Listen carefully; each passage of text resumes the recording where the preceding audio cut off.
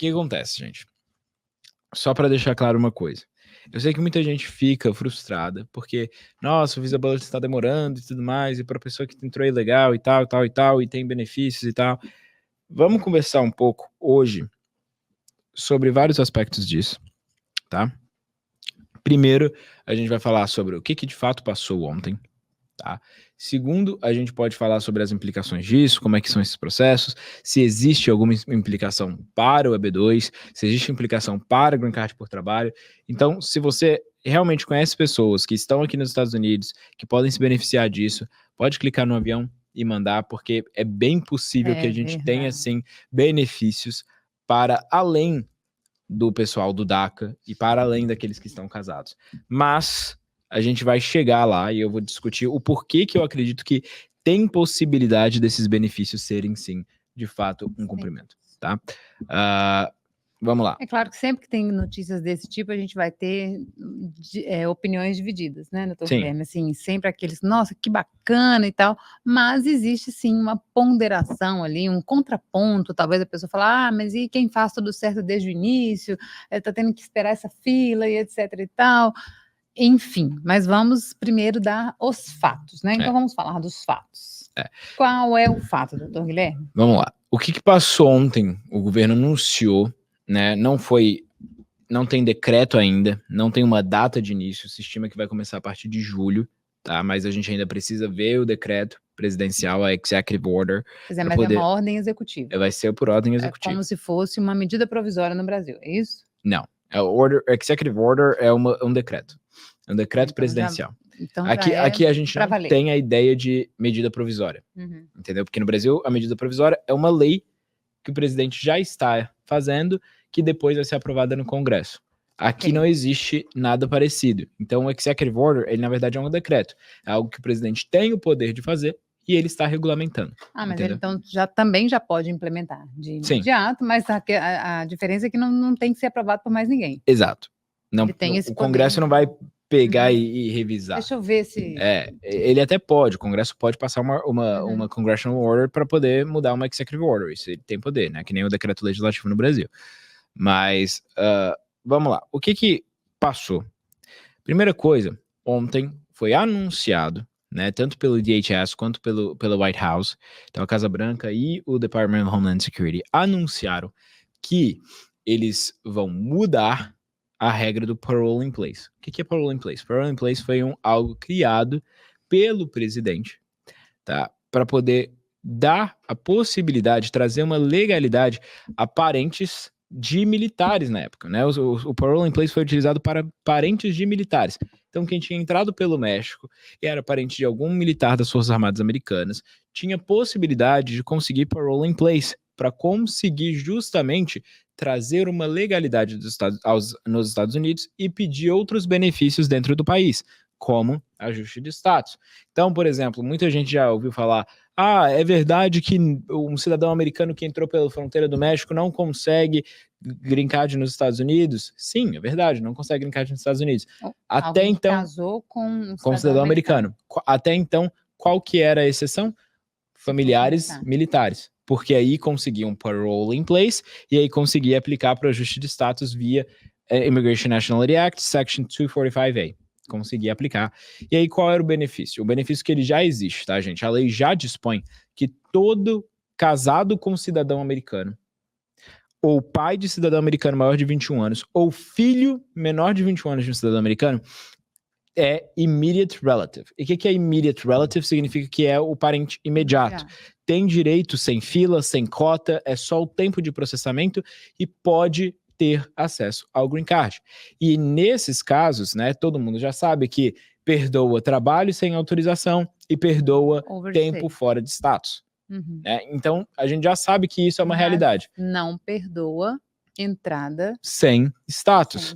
Entrada sem inspeção. Então, assim, qual era a diferença? Até então, a pessoa que entrou sem inspeção, ela não tinha a possibilidade de se tornar um green card holder nos Estados Unidos, a não ser que fosse parente de um militar, pedisse parole in place e aí ganhasse parole in place.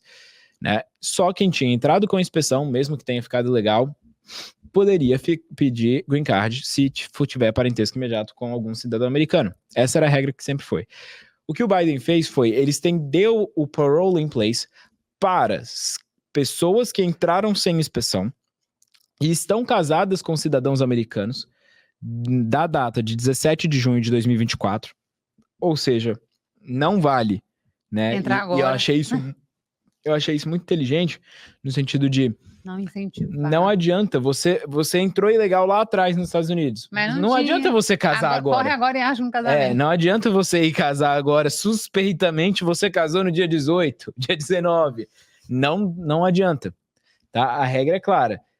Para quem era casado na data de 17 de junho de 2024 com um cidadão americano, né? Existe um caveat, né? Existe um detalhe aí que eu acredito, pelo menos, que se você é casado com Green Card Holder dia 17 de junho de 2024 e ele depois virou cidadão americano, eu acredito que se aplica tranquilo, porque você já era casado na data de 17 de junho de 2024, que é esse o requerimento, tá? Não que a pessoa tenha que ser cidadão na data de 17 de junho, mas sim que você fosse casado. Faz sentido, então, assim, porque também não é porque a lei saiu agora que todo mundo vai correr e aplicar no dia 17, né? Exatamente. Então, assim, tá, isso é só um detalhe. Mas para aqueles que são casados na data de 17 de junho de 2024 e estão nos Estados Unidos há 10 anos, ou seja, você tem que ter entrado nos Estados Unidos sem inspeção antes de 17 de junho de 2014. Então... é um recorte. Exato. Não é todo mundo que vai se beneficiar, não é um benefício assim de, nossa, meu Deus, vai atrasar a imigração e agora o Visa Bulletin vai piorar. Não acredito que o Visa Bulletin vai piorar. Tá? Porque essas pessoas são IRs, são immediate relatives, elas já iam entrar em fila. Exato, elas não têm cota, então na prática não vai piorar o Visa Bulletin. Pode atrasar o processamento de alguns casos? Pode. Não acho que iria atrasar o processamento dos casos de família. De emprego. Eu acho que atrasaria o processamento dos casos de família. É porque o IR, ele não tem fila, mas ele tem um tempo de processamento. E aqui a gente já viu, por exemplo, IR sair a resposta com 4 meses e já vimos IR demorar mais de 12 meses. Sim. Né? Tem IR que tá há 2 anos. 2 anos, pois é. E tem IR que em 3, 4 meses saiu tudo, até o Green Card. Né? Então, assim, eu não acredito que vai atrasar muito o processo de Green Card por emprego. Single de família. Será que vai influenciar o EB3? Se for pensar na lógica, não tem muito sentido, não, né? Até porque, presta atenção, o oficial da imigração que julga um processo de EB3, um I-140 de EB3, não é o mesmo que vai julgar um I-130 de casamento. São pessoas diferentes. Ele não vai se debruçar sobre um I-130 de casamento. Sabe quem é o master de julgar processos de casamento? Os oficiais do Local Field Office. Porque vários processos de casamento vão parar no field office local para fazer entrevista e tudo mais, e etc. Porque é comum ter entrevista em processo de casamento. Né? Apesar de muitos processos recentemente não estarem tendo, é comum ter entrevista em processo de casamento. Então, o oficial mais preparado, que provavelmente é quem vai mais julgar sobre isso, é o oficial do field office local. Tá? E essa ampliação que ele fez aí no parole, né, que era só para os parentes de militares, então ele ampliou para casados com cidadãos comuns, vamos dizer assim, que não sejam militares. Foi só para casamento, estou pensando aqui um exemplo que seria, claro, menos comum, mas vamos dizer que o pai de um cidadão entrou pela fronteira e já está aqui.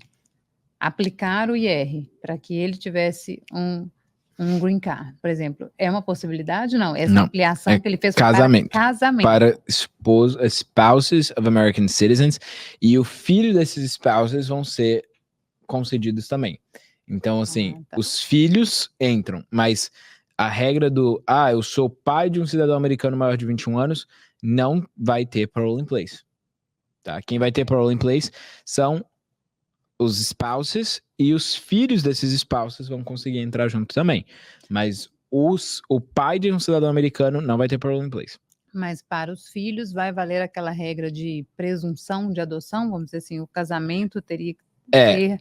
É porque na prática os filhos não vão ser penalizados por ter entrado sem inspeção. Então eles vão ser concedidos de alguma forma um parole in place, para depois ser concedido um IR próprio. Porque lembra, IR não permite derivativos. Ou seja, um processo de immediate relative não permite que você protocole para sua esposa e o filho dela entre automaticamente. Você tem que protocolar um separadamente para o filho dela, né? O IR ele nunca vai permitir dependentes automáticos. Então você tem que protocolar para cada um dos dependentes individualmente. Então o parole in place vai funcionar para os dependentes. Então vamos supor aqui que a Alessandra entrou pelo México lá em 2013. Só que eu não entrei. Não, né? todo mundo sabe que você não entrou pelo México, tá? É que eu tô no Só para deixar claro. Eu sei. Eu não entrei de forma ilegal no país. Em 2013, a Alessandra entrou pelo México com seu filho. A Alessandra foi lá e casou com o Ricardo, marido dela, e vamos supor que o Ricardo é cidadão americano, tá? O Ricardo vai conseguir dar parole in place para você e parole in place para o seu filho também, entendeu? E aí depois ele individualmente pode aplicar um IR para você e um IR para o seu filho, a partir daquele, não vou chamar de status, mas a partir da condição que você tem de parolado. Poder receber Exato. O benefício. Exato, porque aí você é parolado, você é elegível à seção 245A para fins de IR, você consegue, entendeu? Então, essa é a ideia, tá? E aí, vimos também que mudou alguma coisa para o pessoal do DACA, não é isso? Isso. Primeiro, vamos lá, o pessoal que está às vezes chegando hoje, ou não é a primeira live que está por aqui, ou a gente até fala pouco disso, né? Mas explica um pouquinho rapidamente, pessoal, o que é o DACA e É porque na prática, Lê, duas coisas que eu vejo pouquíssimos brasileiros entraram pela fronteira antes de 2014, né? A grande imigração para os Estados Unidos, ela vem no início dos anos 2000, né? Um pouco antes dos anos 2000, meio de 90 para 2000 e pouco, e agora, mais recentemente, de 2018, principalmente, para cá. São os dois grandes períodos de migração brasileira, né? Lá o pessoal de Massachusetts e agora o pessoal aqui da Flórida. O DACA, ele acaba que pouquíssimos brasileiros têm DACA, né? Existem, é claro, mas não são muitos, não é tão frequente. O DACA é o pessoal que entrou antes de 2012, né? Foi trazido pelo pai quando tinha menos de 16 anos e tudo mais, e aí, né, por não ter opção, eles deram o DACA, que é uma autorização de trabalho para a pessoa poder ficar, poder estudar e tudo mais. Isso é o DACA.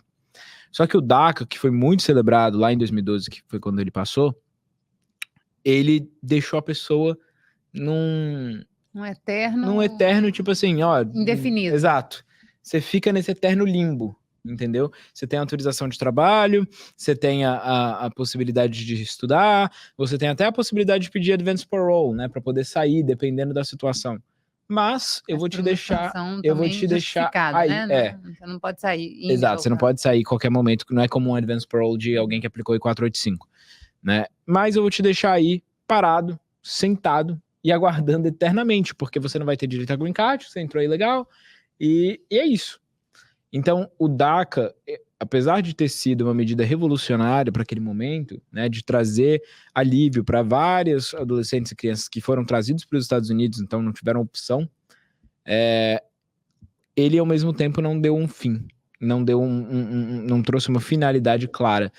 E aí, essa medida, né, ela falou... É só para quem entrou ilegal? Ou, por exemplo, um brasileiro que veio em 2012 como turista e né, deixou passar, não aplicou para mais nada, ficou fora de status. Os filhos podem ter o benefício do DACA? Sim. Tá. Então não é necessariamente alguém sem inspeção. Mas são filhos que não têm culpa, vamos dizer assim, entre aspas, dos pais terem perdido o status. Exato. Tá. E aí, o que aconteceu? O DACA, né, eles sugeriram, eles não explicaram como que isso vai ser, eles foram bem genéricos nessa questão do DACA, mas eles sugeriram que eles vão dar algum tipo de alívio para o pessoal do DACA, ou seja, e eles falaram para o DACA e para quem se formou nos Estados Unidos, né, aqueles imigrantes indocumentados que se formaram nos Estados Unidos, que eles falaram que são highly skilled workers, ou seja, essas pessoas são pessoas com muita habilidade, né, inclusive no anúncio ontem, quando o Biden foi fazer o anúncio, ontem foi um médico que participou da Covid-19 e é um DACA. Que legal. E ele que foi que introduziu, dessa ação, assim. Ele introduziu o Biden para poder falar sobre, entendeu? Então é muito bacana, assim, você ver que, né, o programa DACA deu a oportunidade de imigrantes se formar. Exatamente. Então é isso que eles estão falando, né? A pessoa que é DACA se formou em uma faculdade de ensino superior americano. E aí, só uma pausa, o tio Henrique aqui, que é um grande amigo, falando, tem como tirar meu amigo para um cafezinho? Claro, tio Henrique, você pode vir aqui a qualquer momento tomar um cafezinho sem problema nenhum. Você sabe disso. Mas o pessoal que é DACA ou que se formou em uma instituição de ensino superior nos Estados Unidos, eles poderão ter visto de trabalho. É isso que foi dado como anúncio ontem. Só que o que acontece? Para ser muito sincero com vocês, esse é o anúncio que nós, advogados de imigração, mais estamos animados com. Por quê? Porque como que eles vão fazer isso é a nossa pergunta. Eles não podem passar uma lei, porque eles estão fazendo tudo sem passar lei, ou seja, não tem o Congresso não está agindo. Eles vão ter que fazer por ordem executiva. Então, como que eles vão fazer exatamente, como que eles vão regulamentar para poder dar esse tipo de alívio, é o que a gente quer saber. Existem alguns waivers, né, que, por exemplo, você pode pedir, que é o 212D3, que é um waiver meio que genérico, ele serve para praticamente tudo, tirando fins criminais, e esse waiver que você solicita, ele é destinado para não imigrantes.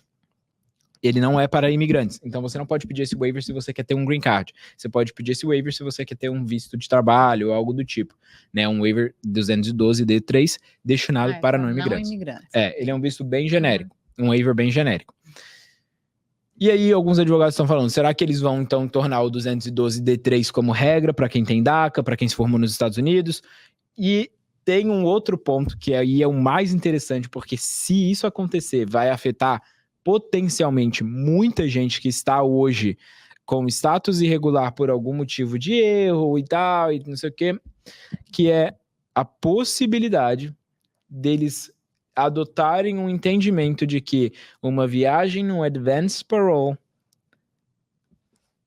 não vai te dar trigger o bar de 10 anos. E isso é uma possibilidade, que é o que nós estamos mais animados para, que é uma viagem em advance parole não trigger automaticamente o bar de 10 anos por a pessoa ter ficado mais de um ano fora de status nos Estados Unidos. Porque aí, que isso ajuda muito?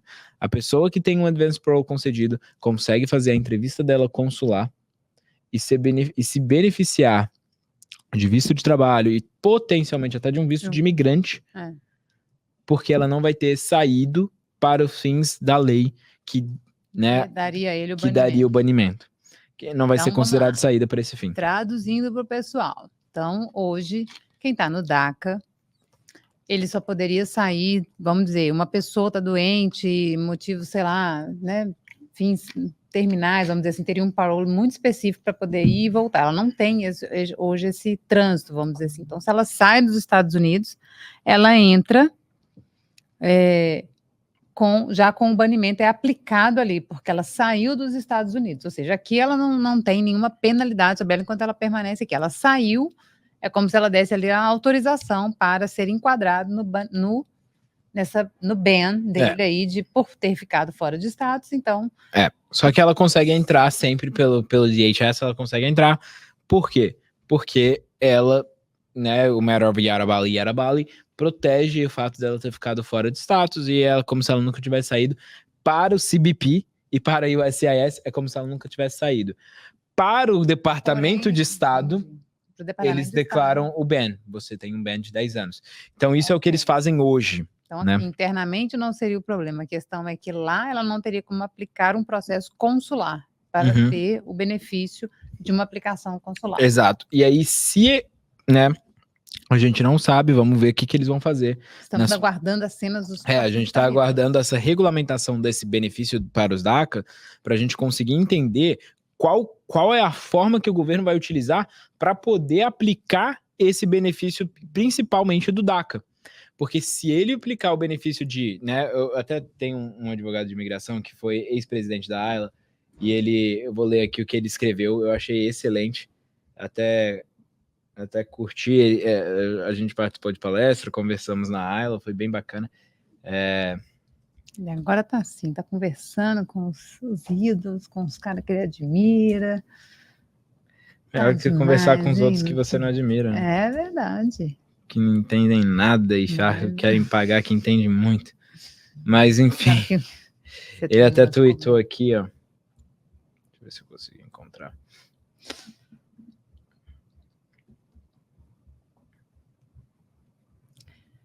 Mas eu quero perguntar sobre esse número aí de 500 mil possíveis regularizações. Você acha que vai chegar nesse número mesmo? Eu acho que pode ir até 1,1 milhão. Sério? Eu acho que pode. Você acha que esse número que eles estimaram aqui foi considerando o quê? Os casamentos? Sim. Será que eles têm já essa base lá? Assim, deixa eu ver aqui, quantos cidadãos eu tenho porque casados? é tudo uma estatística, né? Porque você não Então. consegue controlar exatamente todo mundo que entrou pela fronteira sem inspeção, justamente porque eles entraram sem inspeção. Mas, ó, ele colocou aqui, né, ex-presidente da EILA, ele falou, eu vou ler aqui, gente, em inglês, depois eu traduzo, né? An alien who leaves the United States temporarily pursuant to a grant of advance parole does not thereby make a departure from the United States within the meaning of Section 212A9B1, little 1, 2 of the Immigration Nationality Act. Então, o que isso quer dizer, né? Um estrangeiro que saia dos Estados Unidos temporariamente mediante a concessão de um advance parole, ou seja, de uma autorização de viagem, não constitui uma partida com relação ao sentido instituído na seção 212A 9B 1 minúsculo romano, 2 maiúsculo romano da ANA, que é justamente a seção que fala que se você sair do país, a partir do momento que você saiu, você tem um ban de 10 anos se você ficou no país por mais de um ano fora de status. Então, isso para mim é o que basicamente ele colocou, e eu acho que se essa for a forma que vai ser adotada pela imigração, se isso é o que eles vão fazer, isso vai ser excelente para resolver várias situações de pessoas que, infelizmente, ficaram fora de status, às vezes por culpa do paralegal, do assessor, às vezes do cara que só fala na rede social, mas não tem licença. Então, isso ajuda muito, isso ajuda muita gente, né? Então, na prática, isso é o que eu vejo com grande expectativa de vamos ver como é que vai ser, né? Vamos analisar essa situação e a gente vai sempre reportar aqui o que ficou decidido, mas algumas coisas que eu quero deixar claro. Primeiro, cuidado com desinformação, misinformation. É muito importante entender que aqui esses dois anúncios que foram feitos não falou sobre EB2NW, sobre EB1A, não falou sobre esposa de residente permanente, tá? Não falou sobre nada disso. Algumas pessoas chegaram para mim ontem falando justamente de, nossa, mas aí parece que até o pessoal do F1, parece que eles vão fazer isso, vão fazer aquilo. Gente, não é o que foi divulgado. O que foi divulgado estritamente é a possibilidade de parole in place para esposa ou esposo de cidadãos americanos que o cônjuge entrou sem inspeção há mais de 10 anos atrás e estão casados desde 17 de junho de 2024, tá? Então, só realmente isso que foi colocado. E o DACA, que eles disseram que vão facilitar. E o resto é clickbait. Exato. As demais coisas são promessas doidas que as pessoas fazem. Até a história de 3 anos para a cidadania eu vi. Gente, deixa eu explicar uma coisa. Não foi divulgado isso. Eu queria que fosse, porque aí significaria que vários clientes nossos que a gente deu green card já estariam começando o processo de cidadania, né? Mas não é verdade, gente. Não é verdade. O que acontece? Qual é a realidade? Essas duas medidas foram divulgadas e essas duas medidas é o que vai ser feito. Ponto 1. Cuidado com a desinformação. Muita gente espalhando coisa que não é verdade por aí. O povo tira isso? Tipo assim, literalmente inventou? Eu vi, alguém me mandou um vídeo. Falou assim, não, teve outras, vamos dizer que nessa ordem executiva, tinha mais X pontos propostos e esses não passaram. Tô inventando aqui, tá? Para pelo menos ter uma origem do boato. Mas não tem nada. Aí que tá, Lê. O problema é, a pessoa pegou, primeira coisa, Eles são criativos, vamos combinar. A pessoa pegou um fact sheet. É criativo. A pessoa pegou um fact sheet das propostas imigratórias que o Biden enviou ao Congresso em 2021. que foi quando o Biden virou presidente, ele deu uma proposta imigratória ao Congresso, e dentre essas propostas tinha várias coisas nesse sentido mesmo, tipo cidadania em 3 anos, tinha tudo isso, mas isso é justamente uma proposta para o Congresso. Por quê? Porque precisa da lei. Porque o Congresso precisa passar uma lei para poder resolver a situação dessa maneira. Ontem não teve nada disso. Ontem não teve nada disso. E aí eu vejo a pessoa... Eu tô aqui com o documento em mãos. Tá com o documento em mãos o quê, meu irmão? Então, nem a ordem ele até existe ainda. Ele tá errado e ele era só um documento do Word, no caso. Então um assim... documento que você imprimiu de 2021, que não tá em execução. Então, ponto 1, cuidado com misinformation. E ponto 2, esperem, porque provavelmente isso vai ser discutido nas cortes. Eu já consigo imaginar e ver várias pessoas ali mais conservadoras, principalmente políticos conservadores com relação à imigração, disputando isso, dizendo que o presidente está usurpando do seu poder porque ele deveria fazer isso somente por lei e não por ordem executiva, não por decreto. E você acha que vai ser muito criticado também pela proximidade das eleições? Já isso, está, né?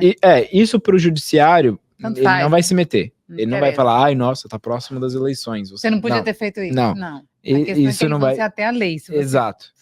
Se ele tá ou não extrapolando o limite do poder executivo, né? É isso que vai ser um objeto de questão. Eu acho que isso vai parar na Suprema Corte.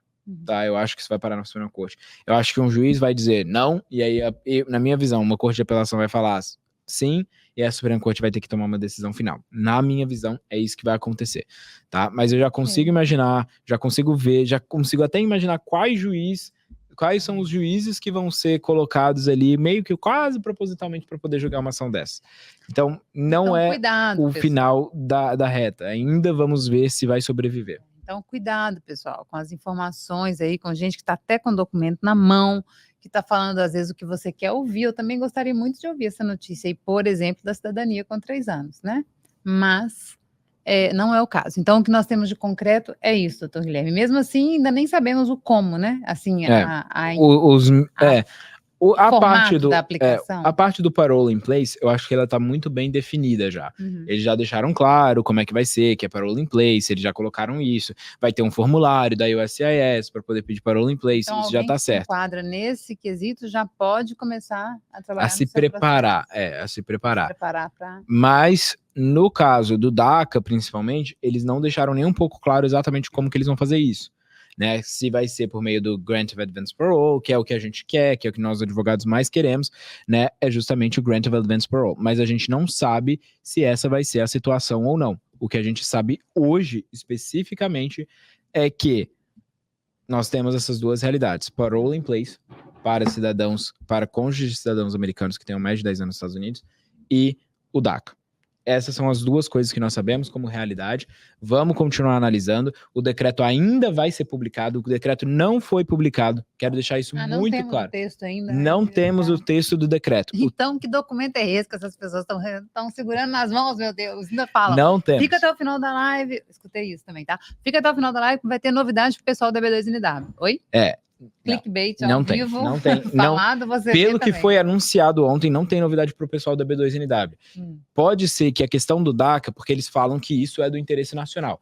Eles falam que é do interesse nacional manter, e isso é verdade, gente, porque né, a pessoa que anunciou isso, a pessoa que anunciou o presidente, era um DACA que virou um médico, que se tornou um líder dentro da área, dentro da medicina, e estava envolvido no combate à Covid-19. Ou seja, ele tem um caso fortíssimo para aplicar, por exemplo, um EB2NW. Exato. Então, assim, o que eu quero dizer é, o que ficou claro é que é do interesse nacional pegar imigrantes que se formaram em faculdades americanas, que estão no mercado de trabalho, que estão bem-sucedidos nesse mercado de trabalho e dar oportunidades de crescimento. Isso foi o que eles anunciaram ontem. Isso é do interesse nacional dos Estados Unidos. E eu concordo, é do interesse nacional dos Estados Unidos, isso sim. Também concordo, então não concorda que assim, tem novidade aí pro pessoal do EB2, o pessoal que tá com o EB2NW aplicado, tem nada a ver. Não, exatamente.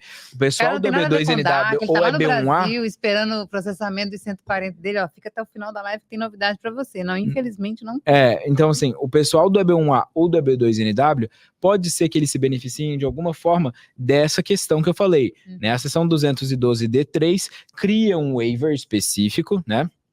existe um waiver previsto em lei hoje na seção 212D3, que é um waiver um tanto quanto genérico, é um waiver bem aberto, que dá a possibilidade para as pessoas pedirem, solicitarem o esquecimento de fraud or misrepresentation, de bar, de ban, coisas desse gênero, para poder se beneficiar de um visto de não imigrante. Esse é um waiver que já existe hoje, só que ele precisa ser solicitado, seja ele no consulado, seja ele pro oficial do CBP, você precisa solicitar o 212D3. A gente não sabe se o DACA vai expandir esse waiver para você não precisar mais solicitar, ou se ele vai simplesmente criar a possibilidade de viajar em Advance Parole, fazer a entrevista consular e conseguir entrar, que é, na minha visão, o melhor dos mundos, porque aí não beneficia só os DACA. Se esse for o caso, eu posso te garantir que isso não beneficia só DACA. Isso beneficia muita gente, muitos clientes, sobretudo clientes que, né, como eu falei, protocolaram B2NW, protocolaram B1A, foi negado, perderam status, depois protocolaram um outro ajuste de status, porque a empresa falou, não, é só protocolar mais um, a gente te troca para um EB1, como se isso fosse uma possibilidade. Eles têm um caso, uma petição forte, ou às vezes a petição já até aprovada, mas estão com problema de status. E aí eles poderiam sair para fazer essa entrevista. Exatamente. O Info colocou aqui, né? No caso, entrou como turista e mudou para EB2. Exatamente. O que eu vejo, gente? A pessoa que entrou como turista e mudou para um EB2NW, e aí teve negado o seu processo, e aí depois o cara virou para ele, ao invés de falar, olha, se seu I-485 cair, você tem que voltar, o que a pessoa virou e falou? Não, a gente protocola um novo, a gente faz um EB1 com ajuste de status, a gente consegue isso, faz aquilo, até 5 anos. Esses dias eu escutei uma assessoria dessa falando, até 5 anos a gente garante seu ajuste de status nos Estados Unidos. Cara, não existe isso. É, claro, né, quem poderia ser assessorias. Não existe isso. Quer saber de onde saiu os 5 anos. Não existe isso. Se você teve um ajuste de status negado e você estava num visto de turista e você está há mais de 180 dias desde a expiração do seu visto de turista, você não pode protocolar um novo ajuste de status. Né? Isso é claro, é regra. E aí você poderia, em tese, se beneficiar, caso você tenha um Grant of Advance Parole, de conseguir, por exemplo, uma entrevista no consular. Isso seria uma possibilidade. Então, nesse sentido, aí sim eu acho que teremos boas notícias nessa segunda. Ainda não sabe, porque o governo americano, ele, como eu coloquei anteontem no meu stories, o governo americano vem anunciando parole in place para esposa e esposo de cidadão americano desde que eles fecharam a fronteira.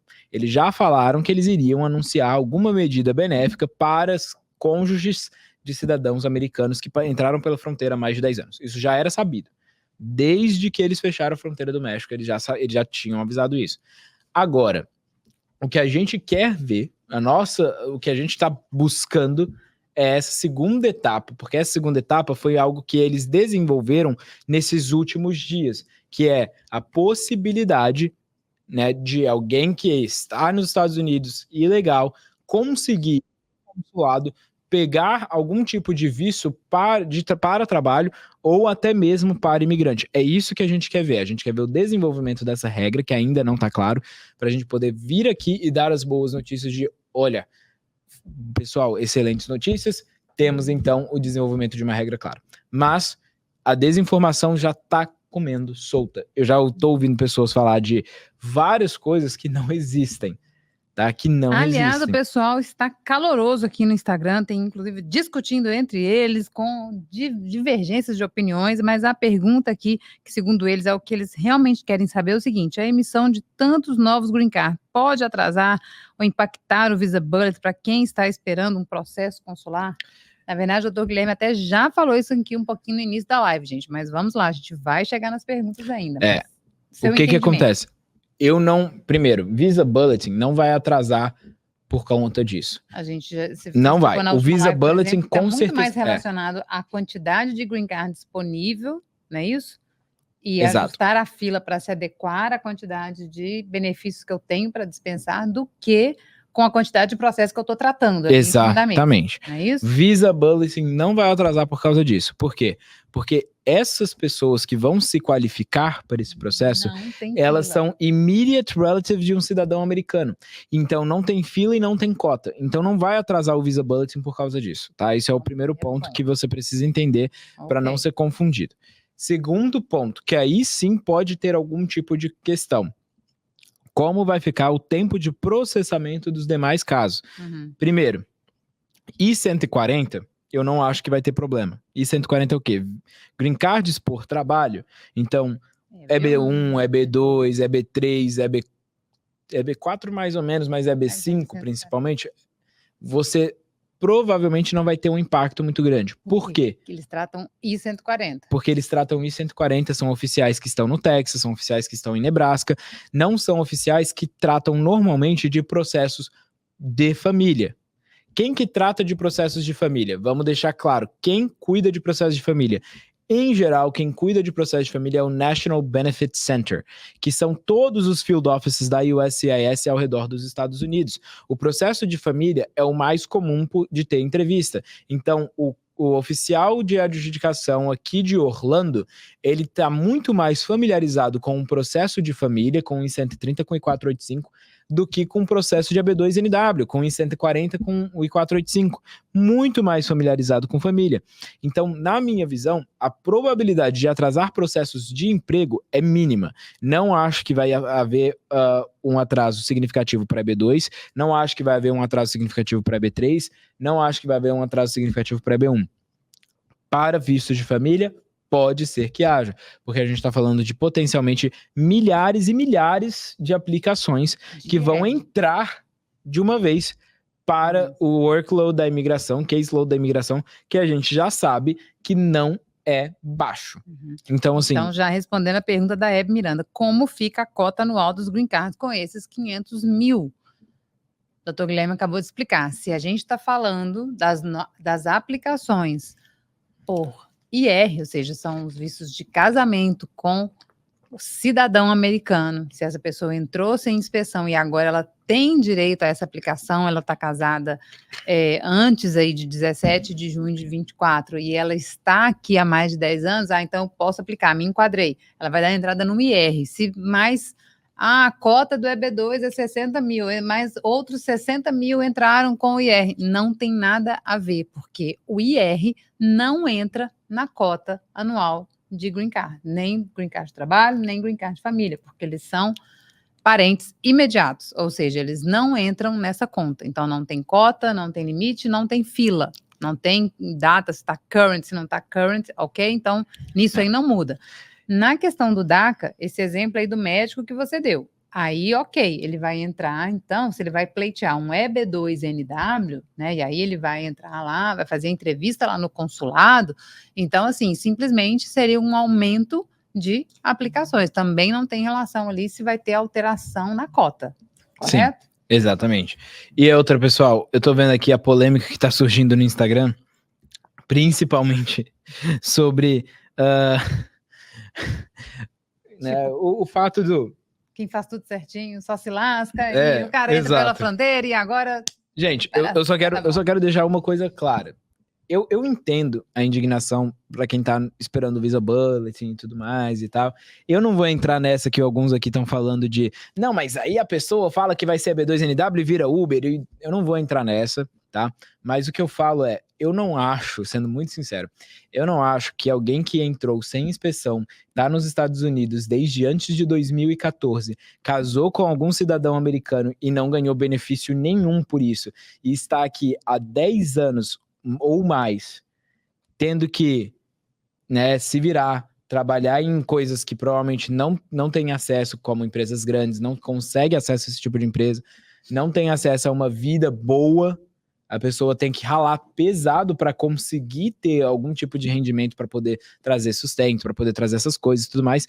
Eu não acho que 10 anos depois da pessoa passar por isso, ela tem um ela casamento tá legítimo tranquilona. com o cidadão. Ela tá tranquilona.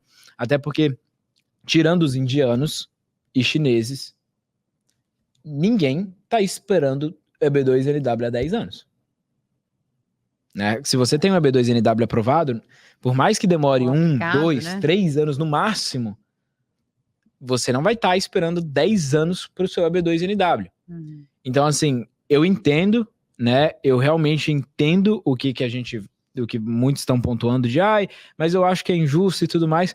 Mas a pessoa que está aqui há 10 anos ou mais, no mínimo 10 anos, casada com um cidadão americano, mas não tem benefício nenhum, não tem Social Security, não consegue sequer financiar alguma coisa no próprio Social Security, porque não tem Social Security, tá tendo que se virar, trabalhar no BRIC, empreender, fazer o que for para conseguir ter renda, aí vem uma possibilidade dela ser beneficiada, eu não acho que isso seja ruim.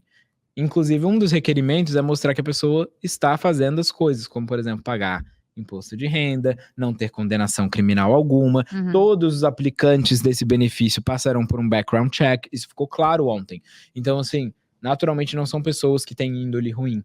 Não são pessoas que estão cometendo crimes, não são criminosos, não são pessoas que estão... Porque vai ter esse background check, vai ter todo esse critério, né? Exato. Então, assim... o que eu acho E a gente também não tá aqui para fazer julgamento de valor, o cara entrou sem fronteira e isso não tem nada a ver, né, às vezes com, sei lá, com todas as outras escolhas de vida que ele fez depois, com caráter, com não sei o que, a gente não tá aqui para isso em definitivo. Né? Eu conheço várias pessoas, assim, que eu já fiz entrevista, né, tenho pelo menos um que é amigo, que entrou pela fronteira do México, e assim, exatamente o que ela falou, a pessoa tem seus motivos, a pessoa tem, né, a situação, não é como se ela tivesse a oportunidade de tirar um visto de turista, vir para cá e ficar aqui. Ela não teve essa oportunidade, ela não teve nenhum visto concedido, os Estados Unidos nunca deu essa oportunidade para ela, alguns já tinham familiares aqui, então são várias coisas que podem acontecer na vida de um ser humano que não tem como a gente determinar exatamente o motivo pelo qual ela fez e recusá-lo o resto da vida por algo que ela tenha feito. E não estamos aqui defendendo essa forma de migrar também não. De forma alguma. Por favor, não estamos defendendo, não estamos atacando e não estamos julgando. Estamos informando o que pode, o que não pode. Então, por isso que a gente não vai entrar nessa seara, ok? Não Exatamente. Vamos entrar. Eu jamais aconselharia alguém a entrar pelo México. Porque, primeiro que a entrada... às vezes é absurda. Recentemente fiz consulta com pessoas que falaram, o coiote depois, meu familiar, né, que foi o familiar da pessoa que entrou, meu familiar ficou 30 dias sem contato, a gente não tinha contato nenhum, depois a gente ligou, a gente recebeu uma ligação do coiote falando, você tem que pagar tanto para poder liberar ele tá aqui, aí fomos lá, estava num container, tinha gente armada na frente do container para poder liberar o meu familiar. Então, assim, jamais iria recomendar entrar pelo México para alguém. Tá? Não é uma boa escolha, jamais iria recomendar isso. Mas, de fato, eu não acho que 10 anos depois ou mais que a pessoa entrou, ela tem algum tipo de benefício, né? A pessoa está casada com um cidadão americano, não tem nenhum crime cometido, nem nada disso, eu não vejo com maus olhos. Ainda mais porque, na prática, isso não vai afetar negativamente, diretamente, nenhum green card por emprego, nenhum dos outros benefícios, né? E eu não tenho visto, a não ser os indianos, como eu coloquei, eu não tenho visto esse tamanho de espera para quem quer imigrar de forma legal.